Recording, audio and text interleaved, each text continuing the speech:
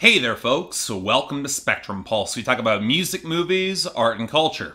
And today we are finally going to be talking about the newest album by Screaming Females called All at Once. So there's a hidden truth about being a music critic. In the age of the internet, you haven't heard everything and you will never hear everything. And learning how to reconcile that on some level is pretty much the only reason I have not burned out nearly 5 years into this thing. And the one reason I am so grateful Patreon provides some degree of structure in my schedule. Now it doesn't mean I'm any less curious about everything else that's out there that I could be missing, or that I'm not kicking myself inevitably at the end of every single year when I miss some album that's notched a lot of critical acclaim that I just did not get a chance to cover, but it softens the blow a little bit, especially considering my patrons have a nice habit of pushing me outside my comfort zone, which is definitely healthy. That being said though, since it's my policy to try and hear a band's entire discography before reviewing them in depth, and since I haven't heard everything as a critic, it gets a little bit exhausting when you see yet another indie rock band I haven't really heard with considerable critical acclaim, and a discography close to double digits winding up on my schedule. And it's not even that the bands are bad, it's typically got enough of a punk edge to stay interesting, the writing's often passable to pretty strong, the riffing is usually pretty well developed, and at some point they typically get Steve Albini behind the production boards, and that's only a good thing. But I also won't lie and say that unless the sound shifts up significantly between album to album, the records can just start to run together a little bit in going through so many of them so quickly. That happens when you binge things. Now fortunately, it seems like 5 records in, Screaming Females realized that problem and started shifting up their formula after 4 pretty damn solid releases, my personal favorite of those being Power Trip. So for their 5th record in 2012 called Ugly, they actually brought in Steve Albini, they tightened up the production and the riffs, they crystallized their sound, the record got a ton of critical acclaim as their best to date, only to swivel on their next project towards a crunchy brand of metal on Rose Mountain in 2015 that, while it was pretty likable, didn't always flatter their more melodic guitar digressions or Marissa Paternoster's incensed throaty vibrato. And thus,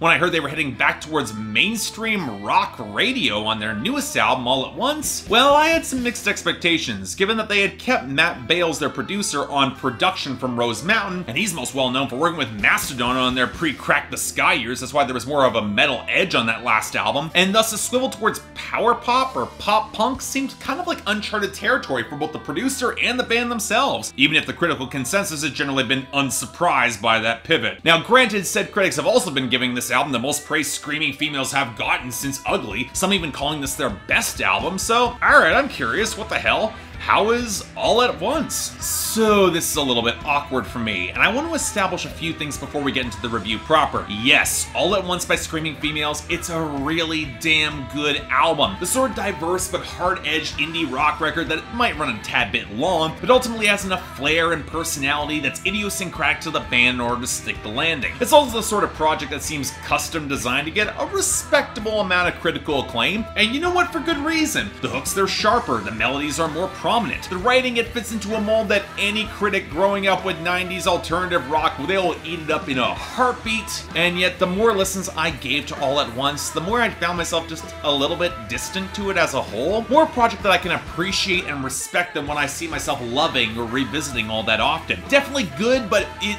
didn't quite get all the way there for me. And I think we ought to start off with the focal point of that distance, the content and lyrics. Which, if we're looking for the most pronounced callbacks to 90s alternative rock, it would be there. More in the writing style than the content. I mean, sure, the 90s had plenty of records full of unstable resentment, muted tension, self-deprecating paranoia, and relationship situations that range from burned out distance to uncomfortable claustrophobia. They tended to deal in those shades of gray, but in comparison with the personal detail that colored Rose Mountain and Ugly, All at Once is aiming broader, matching the more scattered and varied compositions in their various brands of antipathy. Now, how much of this broadness will really click for a wider audience or feel relatable, that's up to debate. Most of us were not subject to the waves of projection leveled against artists that can't effectively retaliate in the fear of burning bridges, like the implied social media environment on Glass House, or the crushing weight of artistic expectations on Soft Domination, or the callback to minimalist painter Agnes Martin, or how much of the final third of this record on songs like Fantasy Lens and My Body embrace sarcastic disdain for how hemmed in by that attention from the audience that they feel. And yet at the same time, the band is still canny enough to highlight how much they will still crave crave all of that attention regardless of the restrictions it might bring on songs like Bird in Space, a sadomasochistic side that shows them aching to wrench the power back however they can against an uncaring and openly hostile world, even though that's not likely to really happen. They might feel twinges of real fear exposing themselves to it on the closer step outside, or they just have to numb their senses to get through on dirt. But on songs like I'll Make You Sorry and End of My Bloodline, the revenge is enough to seem inevitable, and will probably consume both them and their targets if they actually follow through. Now, of course, all this is conjecture. For as many declarative statements as Screaming Females uses, they're using the blunt language in the same way that many of the alt-rock bands in the 90s did, with an eye for sarcasm and ambiguity and trying to read between the lines. And while that can be pretty damn effective for cultivating a real seething feeling of tension, it can also leave you waiting for a moment to wrench some form of thematic cohesion that will never really come, something to draw together that doesn't happen. And that can leave you with the lingering feeling that without that moment of release, the punchline for the record as a whole never cuts quite as deeply as it could, especially in comparison with the greater personal sentiments that came on Ugly or Rose Mountain. And I don't just want to single out Screaming Females on this. There's a more of a core and a sense of wry insight than so many of their forebears in the 90s, and you guys probably remember. But for as much as Screaming Females are referencing the audience and enforcing a certain distance from them, Marissa Paternoster's potent vibrato and strident charisma, it naturally will draw that crowd. Certainly more than the sullen, bellowing angst of so many of her sonic ancestors. And that push and pull, only further emphasized by their tightest hooks and melodies to date, more on this in a bit, it leaves me calculating how close one can even really get to this music, and the unsettled feeling that there's disdain from even making that calculation. And I can get in how pretentious that could sound, but when you have writing with this many disconnected, almost contradictory, but firmly declarative statements on these songs on how you as the audience absorbs their music, emphasis on the pronoun you, which is used frequently across this project, well,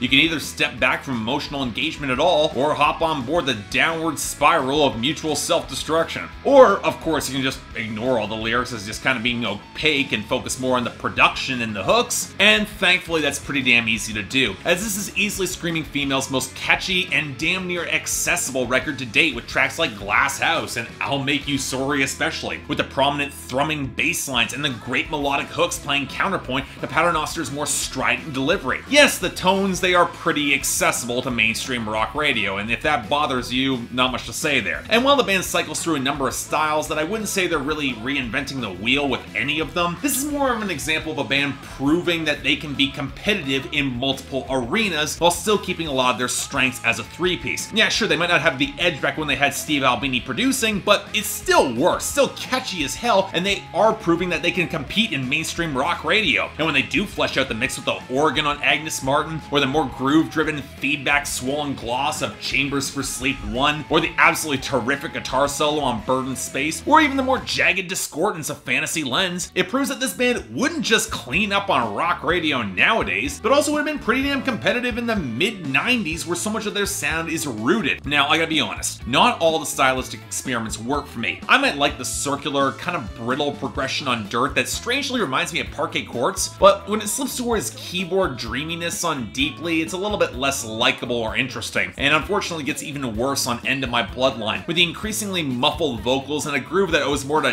dub skitters and indie rock punchiness. And especially by the time you get to songs like My Body or Drop by Drop, you notice that there are more stylistic diversions that just cross the 2-minute mark than fully developed compositions that can hit as hard as their best on this record. The gap between their best and worst songs here is probably the most pronounced they've ever been on any record from this band. But at the end of the day, this is one of those projects that the more I write and think about it, the more I actually like it. But that doesn't exactly prevent a certain amount of distance that persists here, and coupled with a few too many experiments that don't completely stick the landing, means I'm not quite as invested in All at Once as I would like to be. I wouldn't quite put it above Ugly as my favorite Screaming Females record, but I will say if you're looking for a place to jump on board with the band, All at Once is probably your easiest point of call. It's that diverse, it's probably got something for everybody. So for me, you know what's a very strong 7 out of 10? Definitely recommended, especially if you're more of a fan of this branded 90s indie and alternative rock than I am. Otherwise, if you're a rock fan at all, it's hard to go wrong with something this diverse and catchy. So, you know what?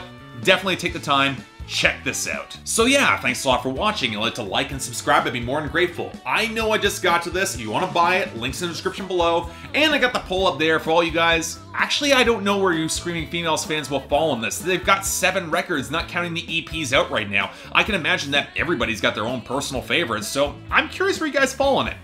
Beyond that, anything else I might be able to do to improve my presentation? If you guys want to get involved in supporting this channel or potentially helping out my scheduling process, a link to my Patreon is right over there. For 3 times a week, you guys get to vote on my schedule, and once a week for the higher tier contributors, you guys get to add albums, movies, or even a top 10 list to that schedule. More details right there. If you want to see a schedule, it's on my Instagram, link below.